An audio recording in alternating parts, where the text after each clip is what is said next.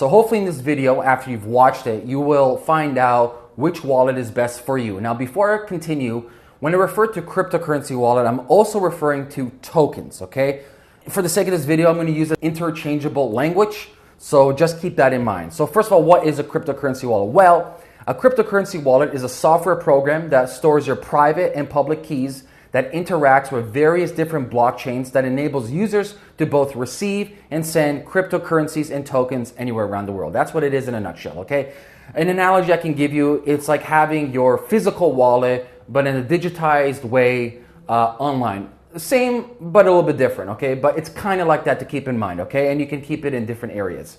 Now, there are different types of cryptocurrency wallets. The first type is a desktop. So a desktop wallet is downloaded whether it's on your PC or whether it's on your Mac, and you can only access it from one computer, and it offers pretty good security. However, the downfall is you can only use it on your desktop, okay?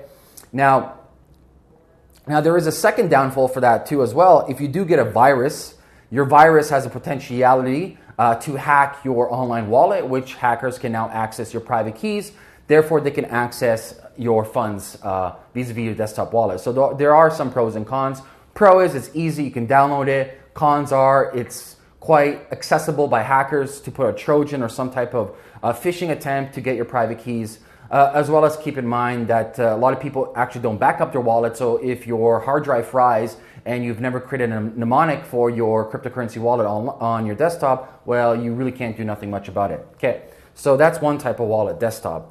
Second type is an online wallet. So that's a cloud wallet. Now, the pros for a cloud wallet is obviously you can use it anywhere. You can use it on different devices.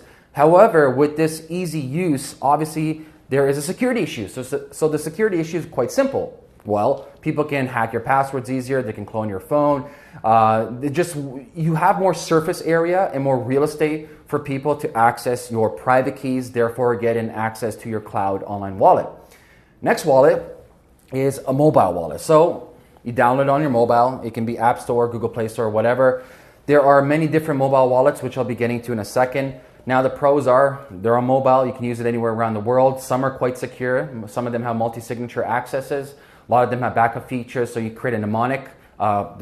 Different phrases, some have different lengths of phrases. Pretty much as if you lose your phone, you can actually take those different phrases. I'll give you an example of a mnemonic phrase like apple, cherry, pie, all these different words, these seed words. You can plug them in online or on your desktop and actually get the backup variation of your wallet so you don't lose your crypto funds. And what I mean by backup, you're not actually backing up your cryptocurrency. You never keep your cryptocurrency on your phone. That's a misconception. What you have is actually the keys. So that mnemonic actually stores your private keys, and that key, just like a key for a door lock, will unlock your funds vis-a-vis on the blockchain. Next is a hardware. So hardware wallets are quite different than online wallets or mobile wallets because A, they're on a physical device such as a USB key or other drive devices. But the upside to these hard wallets or cold storage wallets are security. The reason why you want a cold storage wallet or a hard wallet, interchangeable language over there, is because you want to store your cryptocurrency safely. If you have anything, my recommendation for anybody, if you don't want to risk losing any cryptocurrency, you keep it on a cold storage device. Your number can be different than my number. For me, anything above 10,000, I'm going to put it on a cold storage device. Anything below that, whatever. I like to play around with different cryptos and tokens and have fun with that, so I really don't care if I lose it. So you got to figure out your number. What is your number that you're not willing to lose? As soon as you have that number, put it on a cold storage device. I'll be getting to recommendations, which I personally think are the easiest use to when it comes to cold wallet. And finally, obscured one, which I don't recommend to too many people just because it's easy to lose, is a paper wallet. So you can literally print your private keys on a piece of paper like this, and you can store your cryptos and tokens on there. Downside, there's not too many downsides except if you lose it. Well, once again, you can have a mnemonic, but if you don't back it up, if you don't do it right, I don't recommend it for most. I actually recommend a hard wallet as opposed to a paper wallet. But you have the option. It's actually pretty cool. Just imagine you have a little paper wallet and you can fold it up and carry around with you $10 million on there. I want to leave that with you. So, a couple of things to keep in mind for cryptocurrency wallet safety and keeping it secure. Always back up your wallet. So I'm just telling you this before I actually get into recommendations. So number one, always back up your wallet. always, no matter what wallet you're using, whether it's an online wallet, mobile wallet, whatever it may be, use a mnemonic, use a seed phrase, back it up. I can't tell you how many times I've heard people lose their phone or lose their passwords or whatever. They've just lost something. They never backed up their wallet and poof, that's it. You can't really do anything about it. Number two, keep your software update like any good software. If you have your mobile or if you have it on desktop, make sure it's up to date. And finally, add extra security. So there are extra security such as two-factor verification if you're doing online stuff. Make sure it's Google authentication as opposed to text message, because people can easily clone your phone. So Google Auth is the best safety feature when it comes to two-step verification, okay? And obviously there's multi-signature wallets, which I won't be getting into too much right now, okay? So these are some questions you have to take in consideration when choosing your wallets. And I say wallets as in plural because I highly recommend you diversify all your tokens and cryptos to different storage devices and platforms, okay? Do you need your wallet for everyday purchases? Do you plan to use several currencies or one single currency? Do you require access to your digital wallet from anywhere or just from your house? Take time to assess these questions. These questions will determine which types of wallets and hard wallets you choose. Now we're going to get into the nitty-gritty stuff, the actual recommendations, and I'm going to have pros and cons for both. Now, first one is the Bread wallet. Now, the Bread wallet it's a simple wallet. It's literally made for a child because the user interface is so simple. It's specifically just for Bitcoin, no other currencies. And the pros are it's very good on privacy. It's beginner friendly. Like I'm telling you, when you see it, it's like simple, dead simple. It's open source software. It's free. It's simple. It's clean. However, the cons are no web, no desktop interface, lacks features, and it's a hot wallet. So it has less security and people can access your private keys easier. But if you're looking for something from like day-to-day transaction, maybe keep like $500 in there just for your Bitcoins and something they can use on a day-to-day basis, and you don't want to think about how do I use this wallet, Bread wallet is a great start for beginners. Number two, Mycelium. So this is advanced variation. Right now, currently, it's only for Bitcoin, but they do have plans for multi-currency. Ethereum's next, and I think some tokens, if I may not be mistaken.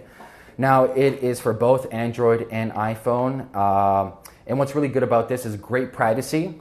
It has advanced security, like multi-signature security, where you need multiple touch points to go online. It's open source, it's free. Okay, but the cons, it is no web, it has no desktop interface, it is a hot wallet, and it's not really the best for beginners, okay? So it really does depend on what stage you are in your crypto journey. I've used it sometimes. It's not my go-to wallet, but I like it. I think the user interface is really good. And next we move on to is Jaxx. So Jaxx is another mobile wallet. What's really good about Jaxx is it has different currencies such as Ether, Ether Classic, Dash, the Litecoin, Bitcoin, etc., and many more other ones. What another great feature about this is the user interface. I think Jaxx has one of the best UX designs possible. It's quite instinctive, so when you log in, you exactly know what's going on. You don't have to second guess yourself. It's pretty much, oh, I understand what's going on. So the pros are this: good privacy, security, multi-currency, wallet linking across multiple platforms.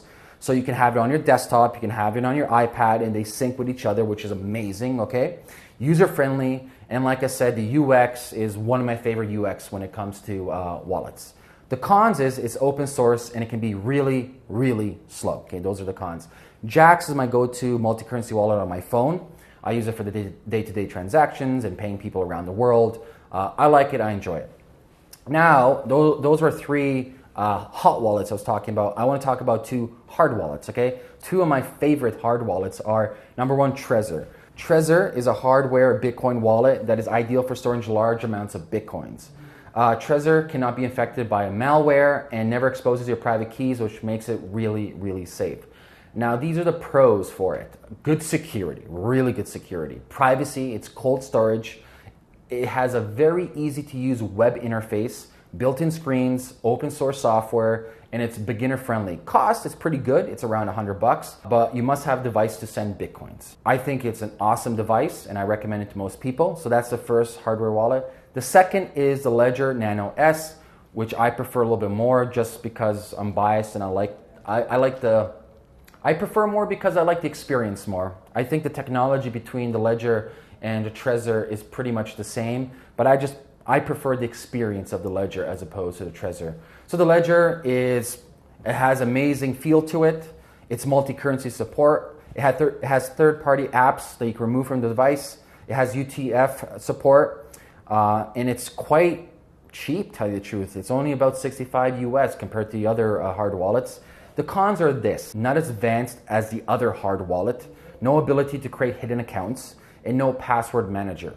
However, if you're looking for an easy-to-use hard wallet that looks good, that has the easiest onboarding process possible. I mean, you put the wallet in your USB. It comes with one small booklet that you open up. Part 1, Part 2, Part 3, anyone can get it. I can give that to my mom, I can give that to my sister, I can give that to my neighbor, and they'll understand how to use it. That's what I like about it. It has amazing backup security, so even if you lose a hard key or somehow magnetically it gets demagnetized or whatever it may be, you have that phrase, the words, that you can back up your Bitcoins, Ether, and multi-currencies that you have on there. So that's my preferred choice when it comes to the hardware wallet, okay? So that pretty much wraps it up. I'm going to leave you with this thought.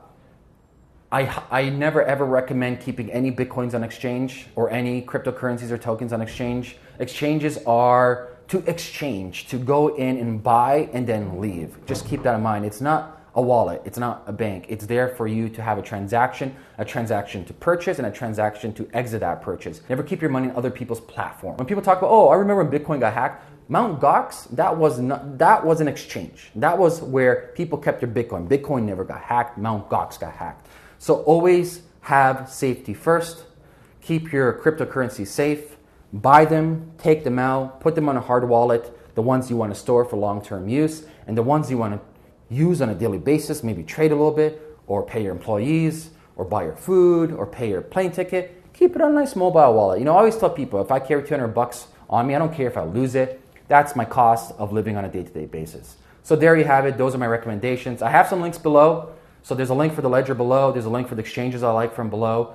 And if you have any questions for me, leave a comment below. I'm actually curious to know what your favorite wallets are. Hard wallets, maybe I missed some. I'll make a second video or like a part 2 video for this. And catch you tomorrow. Peace.